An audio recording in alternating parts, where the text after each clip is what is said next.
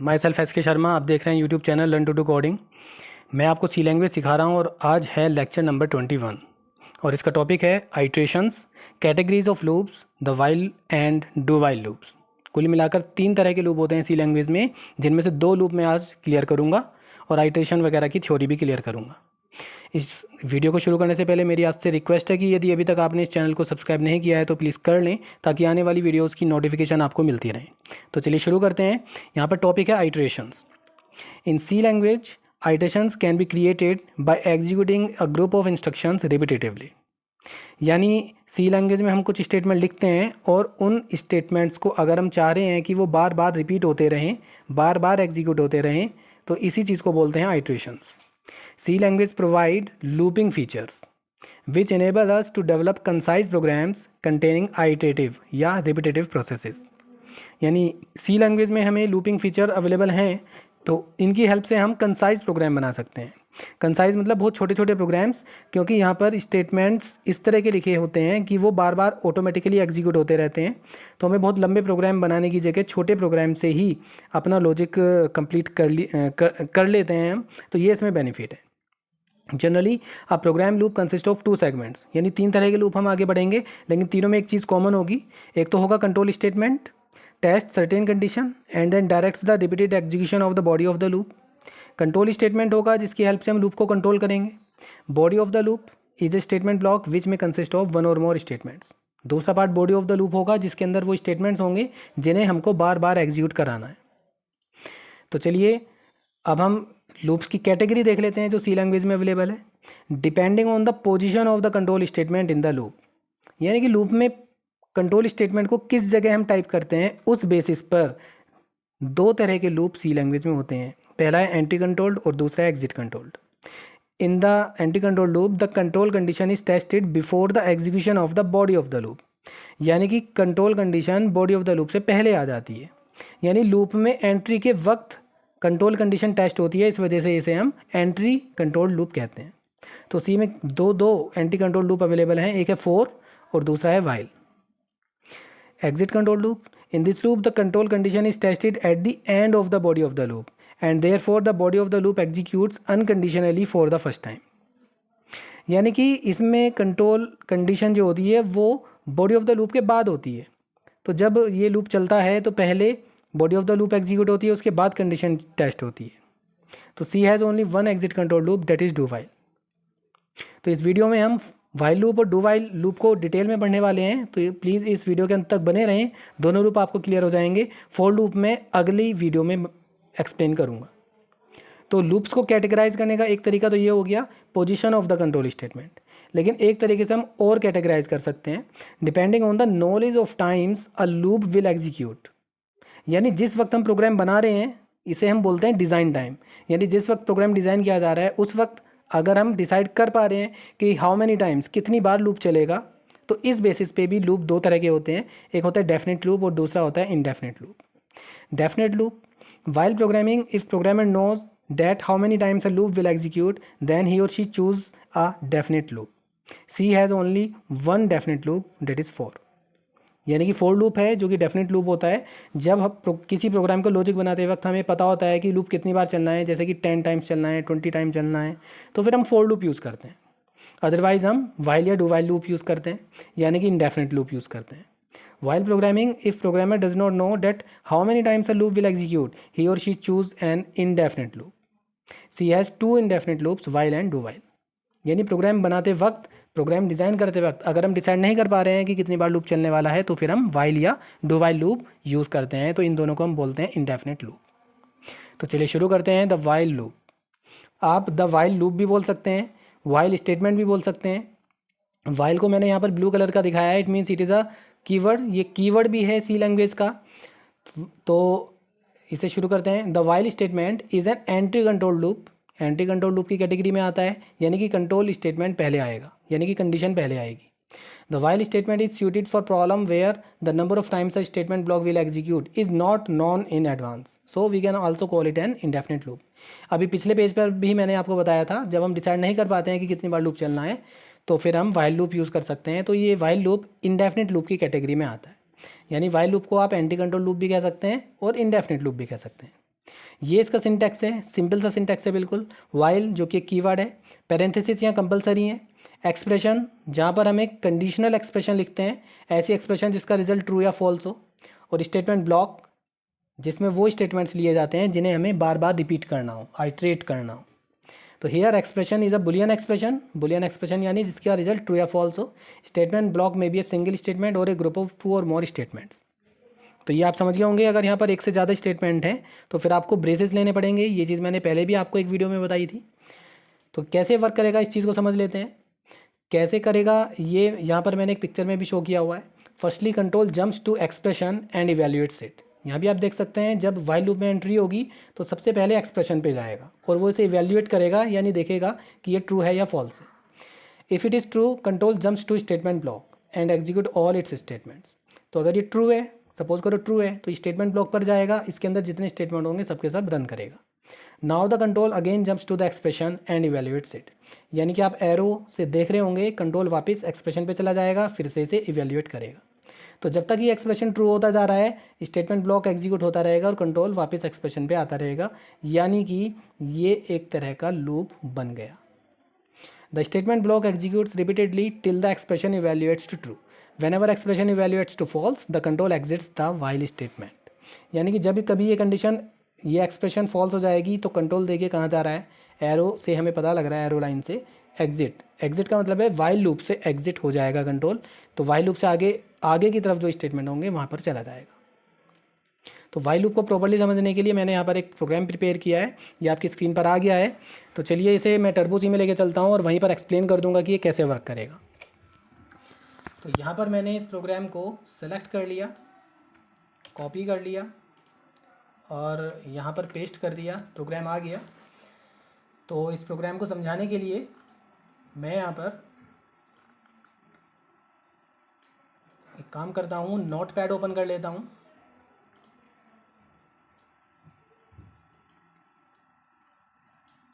तो कैसे कैसे ये वर्क करेगा वो चीज़ समझते हैं। यहाँ पर मैंने कुछ वेरिएबल लिए हैं, जैसे कि नम, एक लिया है ए और एक लिया है एस, जिसकी इनिशियल वैल्यू अभी 0 है। तो देखिए जब ये प्रोग्राम एग्जीक्यूट होगा तो कैसे काम करेगा। यहाँ पे पहले प्रोग्राम को समझ लेते हैं कि इसमें हो क्या रहा है। ये जो प्रोग्राम है एक्चुअली इसमें लिखा हुआ है program to print sum of digits of an user given number using the value. यानी यूज़र से एक नंबर लेना है और उसकी सभी डिजिट का सम निकालना है। सपोज़ करो मैंने 135 लिया, तो देखिए 1 + 3 4, 4 + 5 9, यानी कि 9 आ रहा है। तो फिर ये कैसे होगा इस चीज़ को समझते हैं। यहाँ पर एक्चुअली मैंने 3 डिजिट नंबर लिया तो ये लूप 3 टाइम चलना चाहिए। अगर मैं यहाँ पर ज़्यादा डिजिट वाला नंबर ले लूँ, जैसे कि मैंने 6 डिजिट नंबर लिया, तो लूप 6 टाइम चलना चाहिए ताकि हर एक डिजिट को यहाँ पर ऐड किया जा सके। तो यानी कि यहाँ पर प्रोग्राम बनाते वक्त हम ये श्योर नहीं है कि कितनी बार लूप एग्जीक्यूट होना है, तो इसलिए हमने यहाँ पर एक इंडेफिनेट लूप सेलेक्ट किया है और वो है वाइल लूप। तो देखिए प्रोग्राम में हमने एक नम नाम का वेरिएबल लिया है, एंटर ए नंबर, नम को हम इनपुट कर रहे हैं। यूज़र कितना भी बड़ा नंबर दे सकता है, इस वजह से मैंने इसे लॉन्ग टाइप का लिया था और लॉन्ग के लिए फॉर्मेट स्पेसिफायर होता है %LD। तो इस तरह से हमने इनपुट कर लिया। इसके अलावा एक एस वेरिएबल लिया है इंट टाइप का, जिसकी इनिशियल वैल्यू 0 है, जिसमें हम सम स्टोर करेंगे सभी डिजिट्स का। और एक टेम्प्रेरी एक वेरिएबल और लिया है ए, जिसकी हमें एक एक डिजिट स्टोर करने में ज़रूरत पड़ेगी। तो सपोज़ करो हमने ये नंबर इनपुट किया, सपोज़ वो नंबर है 364, नम में क्या आ जाएगा 364 आ जाएगा। अब ये वाइल लूप स्टार्ट होगा, वाइल नम ग्रेटर दैन 0, तो 364 ग्रेटर दैन 0 कंडीशन ट्रू है तो कंट्रोल अंदर आएगा। यहाँ पर हमने लिखा नम मॉडुलस 10, 364 मॉडुलस 10, यानी 10 से डिवाइड करो तो रिमाइंडर क्या आता है, रिमाइंडर आता है 4। यानी मॉडुलस 10 आप जब भी करेंगे हमेशा राइट मोस्ट डिजिट अलग हो जाएगी, तो ए की वैल्यू एक तरह से क्या हो गई 4 हो गई। फिर नम इजिकल टू नम डिवाइड 10, 364 को 10 से डिवाइड करो 36.4 आता है, लेकिन ये सब इंटीजर्स हैं, इस वजह से केवल इंटीजर पार्ट आएगा 36, और ये 36 हमने स्टोर कर दिया नम में। तो एक तरह से यहाँ से 4 हट गया, 364 में से 4 हट गया और 36 रह गया। यानी इन दोनों स्टेटमेंट के एग्जीक्यूट होने से ऐसा लग रहा है कि जैसे यहाँ 364 था तो 4 निकल के ए में आ गया। अब s is equal to s plus a, s की अभी वैल्यू 0 है तो 0 + 4 4 हो गया, यानी एस की वैल्यू 0 की जगह यहाँ पे 4 हो जाएगी। फिर लूप आगे बढ़ेगा, अभी 36 है, 36 ग्रेटर दैन 0 कंडीशन ट्रू है तो फिर अंदर आए 36 modulus 10, again right most digit अलग हो जाएगी तो ए की वैल्यू हो जाएगी 6, यानी जो पहले 4 था वो हट गया और 6 हो गया। Then num is equal to num divide 10, यानी 36 को 10 से डिवाइड करो 3.6, उसका इंटीजर पार्ट 3 रह गया नम में। और एस प्लस ए में 6 आया था और एस में पहले से 4 पड़ा है, तो 4 + 6 10, यानी कि एस की वैल्यू अब 10 हो जाएगी। फिर ऊपर जाएगा, अभी नम की वैल्यू 3 है, 3 > 0, फिर से कंडीशन ट्रू है, फिर अंदर आएगा 3 मॉडुलस 10, 3 को 10 से डिवाइड करो, रिमाइंडर क्या आता है, तो 10 0 0, यानी कि 3 ही रिमाइंडर हो जाएगा। फिर नम डिवाइड 10, यानी 3 डिवाइड 10 0.3 होता है, तो 0.3 का इंटीजर पार्ट 0। फिर एस प्लस ए, एस में 10 है, 10 + ए, यानी 10 + 3 13, तो एस की वैल्यू 13 हो गई। फिर कंडीशन पे जाएगा कंट्रोल, नम की वैल्यू अभी 0 है, तो 0 > 0, कंडीशन फॉल्स, यानी कि लूप यहाँ पर स्टॉप हो जाएगा। तो इस तरह से वाइल लूप 3 टाइम्स चला और लूप फिनिश होने पर एस में वैल्यू आ गई 13। तो नीचे वाइल लूप इस कंडीशन के फॉल्स होने की वजह से यहाँ पर कंट्रोल इस ब्रेसिस से आगे पहुँच जाएगा जहाँ पर हमने प्रिंटफ लिया है, और इस प्रिंटफ में हमने लिया है it's digit some is S को प्रिंट कर दिया, तो यानी एस की वैल्यू 13 डिस्प्ले हो जाएगी। चलिए, जो मैंने नंबर लिया था 364, उसको लेके हम यहाँ पर एक बार इसे रन कर लेते हैं।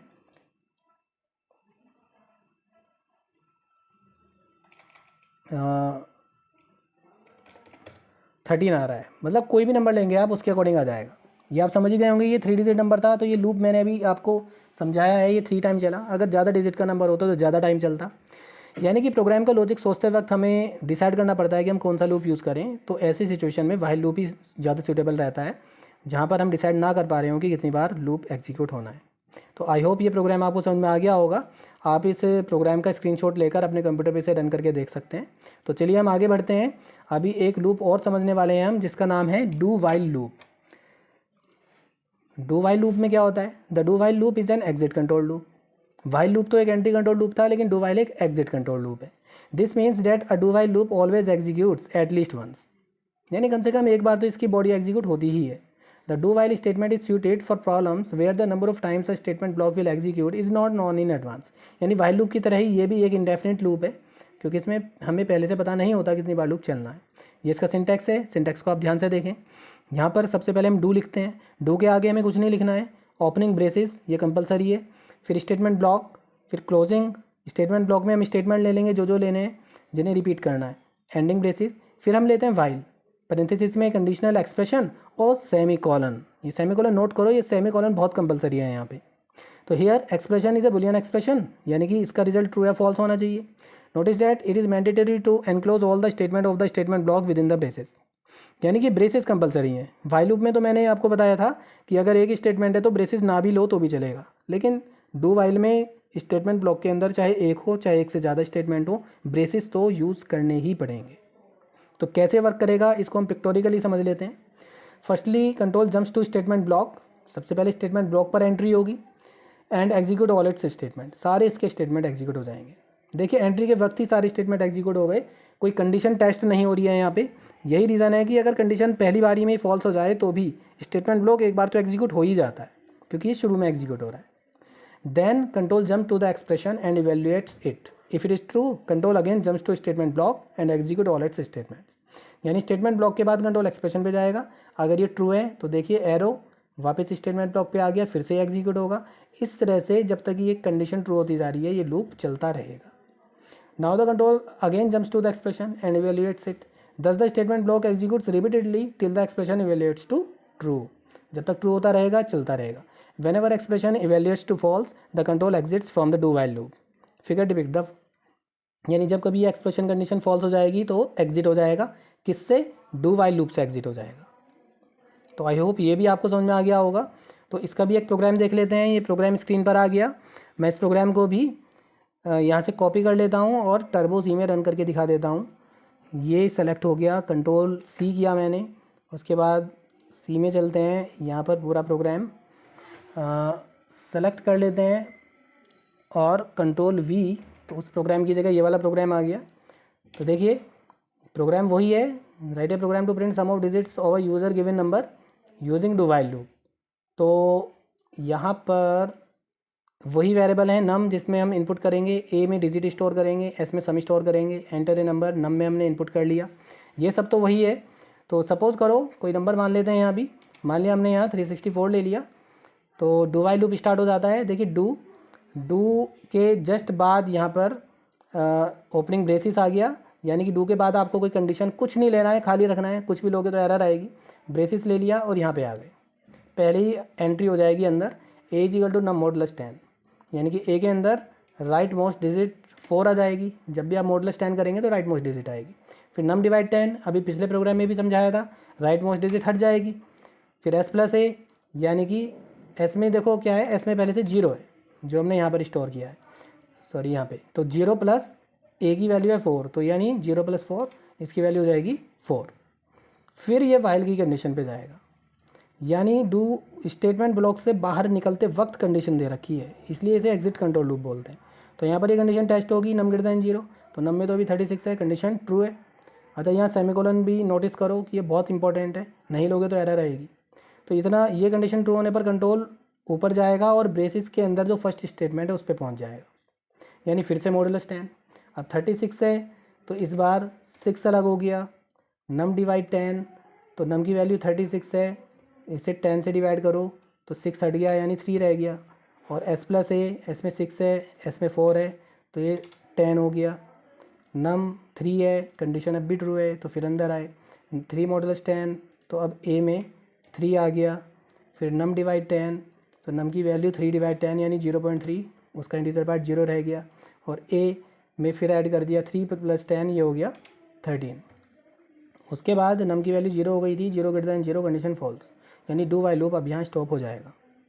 तो यहाँ आएगा प्रिंट एफ पे, जहाँ पर हम इसको डिस्प्ले कर देंगे। तो चलिए एक बार रन करके देख लेते हैं इसे भी, 364, तो देखिए 13 आ रहा है।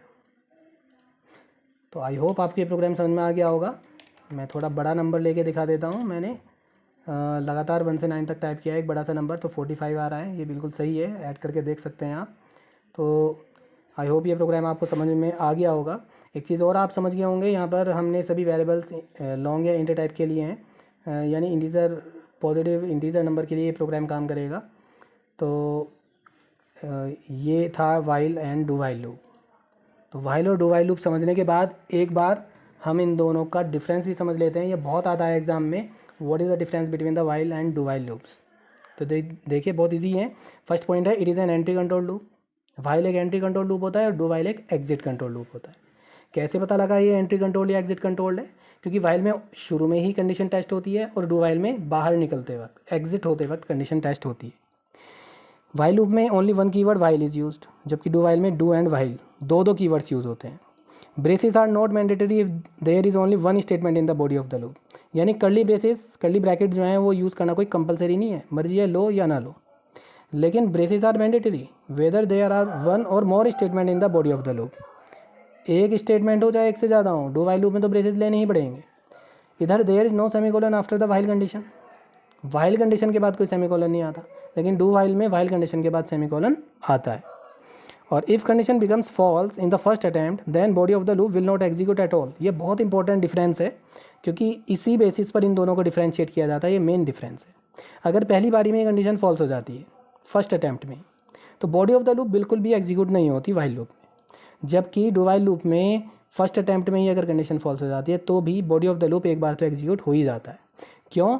क्योंकि डू वाइल लूप में पहले स्टेटमेंट एग्जीक्यूट होते हैं, बाद में कंडीशन टेस्ट होती है। तो कंडीशन अगर फॉल्स हो गई तो सिंपली डू वाइल से वो एग्जिट कर जाएगा, लेकिन बॉडी ऑफ द लूप एक बार तो एग्जीक्यूट हो ही गया।